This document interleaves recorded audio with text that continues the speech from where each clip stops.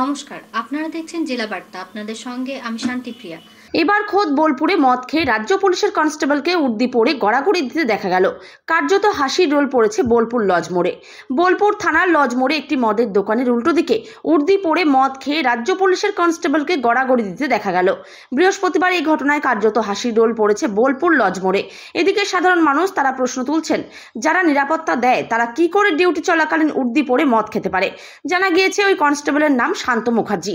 উর্দি পড়ে দীর্ঘক্ষণ ওই লজ মোড় এলাকায় পড়ে থাকার পর বোলপুর থানার পুলিশ ঘটনাস্থলে যায়। এদিকে বোলপুর থানার এক পুলিশ আধিকারিক রাকেশ তামাং বলেন, অসুস্থ হয়ে ঘুমিয়ে গিয়েছে। পরে বোলপুর থানার পুলিশ ওই নেশাগ্রস্ত পুলিশকে পুলিশের গাড়ি করে তুলে নিয়ে যায়। সংবাদ মাধ্যমের কর্মীরা ওই নেশাগ্রস্ত পুলিশকে প্রশ্ন করলে তিনি অশ্লীল ভাষায় কথা বলেন।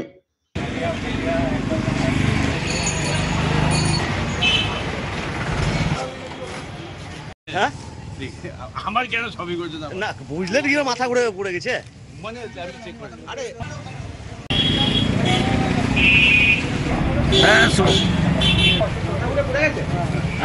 কাজী আমিরুল ইসলামের রিপোর্ট। হুগলির আরামবাগের তৃণমূল কংগ্রেস প্রার্থী মিতালি বাগের অভিনব ভোট প্রচার।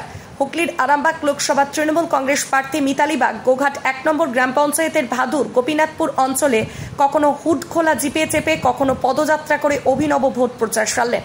প্রচণ্ড গরমকে উপেক্ষা করে তিনি তৃণমূল কংগ্রেস নেতৃত্ব কর্মীদের সাথে নিয়ে ভোট প্রচার সারলেন।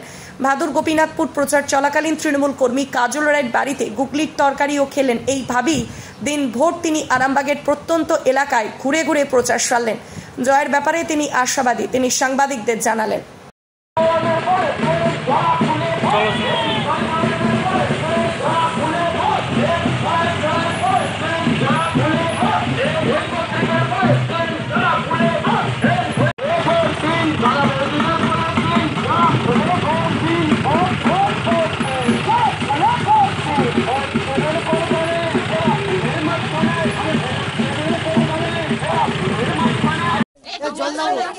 একদম দেখতে পাচ্ছেন দিদি একদম গুগলির ঝোল খাচ্ছে। আপনারা খাই দেন খাই দেখো দিদি খাই দিচ্ছে, দেখতে পাচ্ছেন। মা এদিকে ঘুরে, মা তাহলে এইদিকে সামনেটা যায়নি।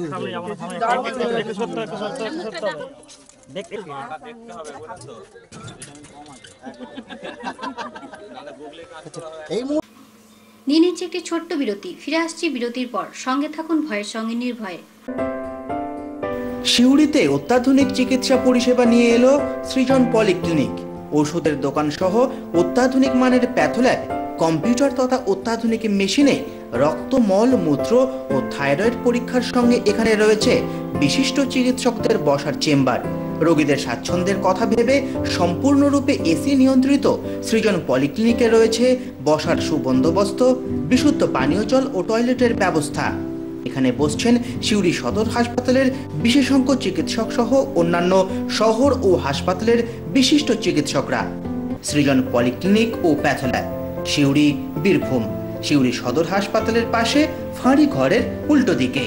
Mobile number 8373071019, 9474437713, 9434326822। ফিরে এলাম বিরতির পর। জয়নগরে গরমকে উপেক্ষা করে বারুইপুর পূর্ব বিধানসভা কেন্দ্রের ঢোসা এলাকায় নির্বাচনী প্রচার সারলেন লোকসভা কেন্দ্রের বাম প্রার্থী সৃজন ভট্টাচার্য। সৃজন বলেন, আমি পার্ট টাইম পলিটিশিয়ান নই, প্যারাসুট প্রার্থী নই, সবসময় রাজনীতির সাথে যুক্ত। এটা করতে করতে একটু অভিনয়, একটু নাচতে গেলাম বা ইডি দপ্তরে ছুটে গেলাম, এসব করার প্রয়োজন আমার পড়বে না বলেই জানিয়েছেন সৃজন। সৃজন জানান, বারুইপুরকে জেলা সদর করতে হবে, মানুষের 100 দিনের কাজের অধিকার ফিরিয়ে আনতে হবে। এইসব অধিকার রক্ষায় মানুষ যাদবপুর কেন্দ্রে তাকে জেতাবে বলেই জানিয়েছেন সৃজন। সমস্ত মানুষও জানেন, আশীর্বাদ করুন যাতে কাজটা করি, তার জন্য সাথ দিয়ে আগে পেপার করে জয় করতে পারে।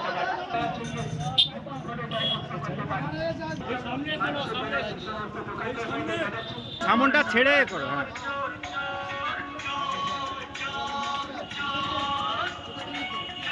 নেতা প্রার্থী কর্মের সৃজন ভট্টাচার্য আজকের আপনাদের দোয়া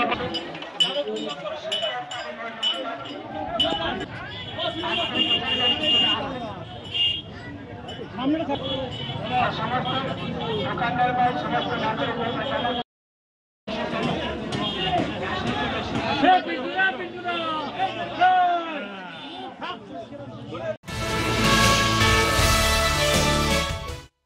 সিসিটিভি সূত্র ধরে মোবাইল দোকানে চুরি যাওয়া মোবাইলের হদিশ পেল সোনারপুর থানার পুলিশ।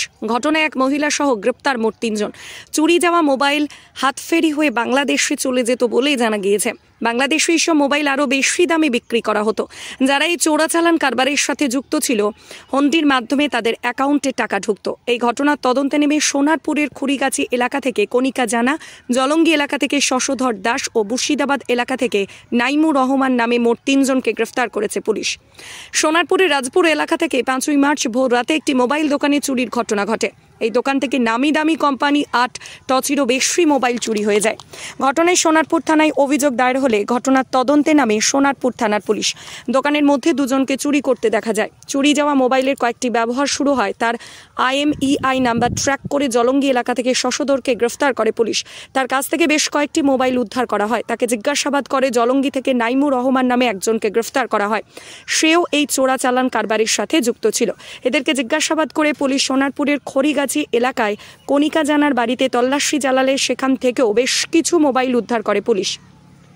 পুলিশ সূত্রে জানা গিয়েছে, মোবাইল চুরি করার পর তা কণিকার বাড়িতে স্টোর করা হতো। তারপর সময় সুযোগ মতো মোবাইলগুলি পাচার করা হতো মূলত মালদা ও মুর্শিদাবাদ এলাকায়। সেখান থেকে পাচার করা হতো বাংলাদেশে। এই চক্রের সাথে আরও অনেকেই যুক্ত আছে বলে মনে করছে পুলিশ। অভিযুক্তদের জিজ্ঞাসাবাদ করে বাকিদের সন্ধান চালাচ্ছে পুলিশ। একটা দোকানে মোবাইল চুরি হয়, প্রায় 82টা মতো মোবাইল চুরি হয়। সেই খবর এখানে হওয়ার পরে কেস এখানে স্টার্ট হয়। তারপরে আমরা ওখানে দোকানের ভিতরে একটা সিসিটিভি ছিল, সেটাকে অ্যানালাইজ করে 2 জন লোককে দেখা যায় যারা এই চুরিটা করছে। তার পরবর্তীকালে আমাদের থানার সোনারপুর থানার টিম ঐশ্বর্যের সহযোগিতায় একটা লিড পাই যে জলঙ্গিতে একটা ফোন অ্যাক্টিভ হচ্ছে মুর্শিদাবাদ জেলার মধ্যে। সেই ইয়েতে আমাদের কৃষি পার্টির অফিসার সুজিত দাস সরকারও ওখানে যায়। ওখানেও 2 দিন 3 দিন ওখানে ক্যাম্প করে থাকার পরে একজনকে ওখান থেকে অ্যারেস্ট করার পর জলঙ্গিতে ওখানে মোটামুটি প্রায় 21টা ফোন রিকভারি হয়। রিকভারি হওয়ার পর এখানে ফিরে আসে। ফেরার পর এখানে লোকালে এবার যেভাবে যারা চুরি করেছে, যাদের মধ্যে ওখানে গেছে, সেই খবর করতে করতে আমরা এখানে আরো 2 জনকে এখানে অ্যারেস্ট করি। করার পর পরবর্তীকালে টোটাল আরো সবকিছু মিলে প্রায় 700টা মোবাইল আমরা রিকভারি করি। তো তার সঙ্গে একটা ট্যাব রিকভারি হয়। আজকে জেলা বার্তা এই পর্যন্তই। নমস্কার।